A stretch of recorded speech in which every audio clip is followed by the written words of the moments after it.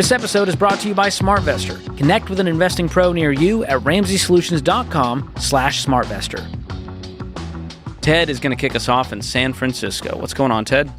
Hey, guys. What up? What's going on? I have 3 financial advice questions I need from you guys. So let me give you the background about my history, where I'm at. Right now, my wife and I make pretty good money in San Francisco. Our combined income is $450,000. Awesome. That's basic minimum wage in San Francisco, right? Yeah, pretty much. Pretty much. We have a 2-year-old, and we have another one coming in May this year. And we have 0 debt, 0 car payments. We locked in 2.5 interest at a condo about 4 years ago. So we're saving a lot. We're maxing our 401k. We have an emergency fund. We're putting money into education funds. And we finally have enough money saved up to buy a home. And we want to move to Southern California just because we have family, friends there. We don't have anyone here. So we want to be close to family, get some help. But with the current, my first question, with the current interest mortgage rates and how expensive houses are, what's your advice or your thoughts on reducing our savings a little bit, like our 401k, our normal savings, and contain an expensive $8,000 to $9,000 mortgage, which basically goes from 20% of our income to 50% of our income? That's a lot of your income going toward a mortgage. I would never do that, brother. Is, yeah. So what does it take to get to that, 25% parameter with the mortgage? Would that mean pausing investing and waiting 2 years and stacking up cash? Well, we could go for a smaller home, but with 2 kids, one kid now and one coming, we were wanting like a 4-bedroom place, at least for to invest in our future.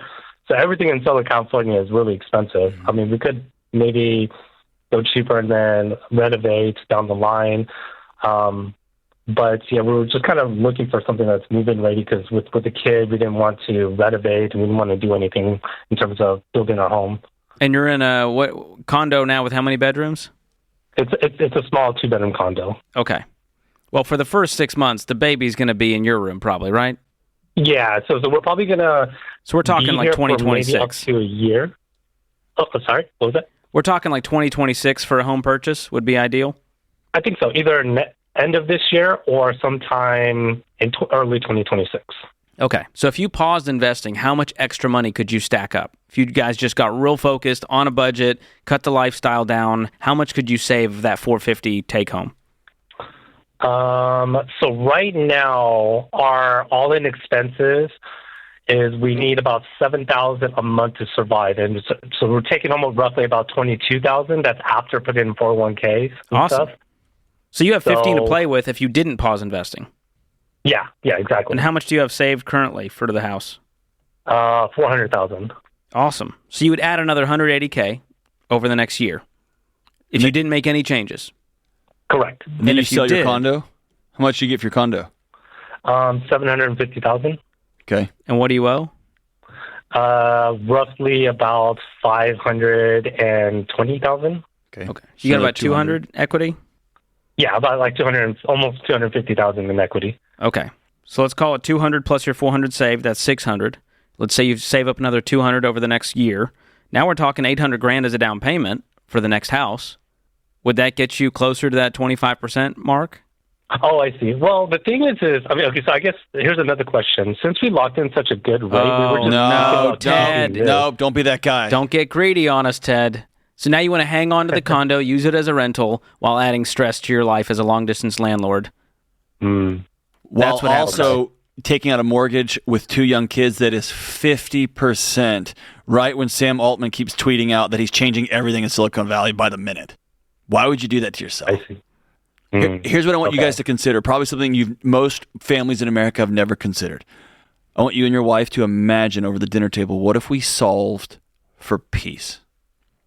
Not for maximum comfort, not for best ROI, and not for we got a good interest rate so we can keep. What would peace look like in our house for the next 5 years while we have 2 toddlers, 2 kids under 2?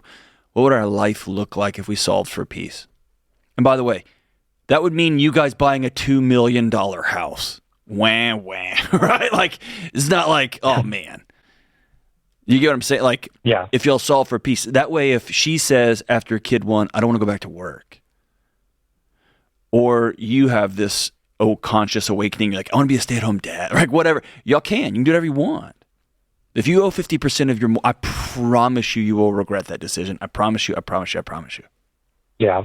Okay. Thanks. And that's where our hesitation was coming from. We just wanted to see if that was even a possibility because we were getting kind of cramped in here. Okay, thanks. That's good advice. Yeah, I mean, how does that sound? Is that deflating? Is that like do we just bum you out? It's controversial in the financial world, especially Silicon Valley. Like, bro, that would be a great investment property. It's 2.5%. You're basically robbing the bank here. Like, why would you? And we're going, your life is more than just a set of numbers. You got a family you're trying to take care of. You got a life to live, and I don't want you spending it worrying about a property that's hundreds of miles away. Okay. And all we're telling you is what we would do in our own house. And it's what I have done. We sold our house. We didn't hang on to it. We could have. We said we're going to sell it because we want peace. We want to get to total debt freedom faster. And now we don't have a payment in the world. And so when my wife wanted to stay at home with our baby, it wasn't even a financial conversation. It was just an emotional one if you're leaving your career. And so that's what I would love for you guys to have. Freedom, flexibility. Or if suddenly podcasting ended tomorrow, George and it wouldn't be destitution. It'd be like, oh, this sucks. We got to figure out something else to do. George would start mowing lawns or something. He absolutely would not mow lawns, but you get what we're saying. I know it's super controversial to solve for peace and to live on less than you make, but did you have another question? Thanks. Yeah, what was the other question, brother? I did. Yeah. So if we're currently that $400,000 is just sitting in high yield savings, just looking for advice between leaving it in high yield savings or investing in money market funds. I think high yield savings would have equal, if not better, rates right now. So I don't think it's worth switching to the money market or even putting it in a CD because you're talking about a year timeline. That's just too short to be messing with things that lock up your money or invest your money. So a money market acts like a savings account. There's not many more benefits other than sometimes you get to write checks out of it or you get a debit card attached to it. So I would just leave it with a high yield savings account. Okay. And okay. Can I give you one more piece of advice? It's it's dark tinged advice. Is that okay? Yeah, please. I would not make any big major purchases, moves, job decisions, or anything until your second child is born and healthy, and you'll know the road ahead. Too many people that I've talked to over the years make major decisions when pregnant, and life just happens, man. Pregnancies are tough. There's so much that can be different than we thought it was going to be.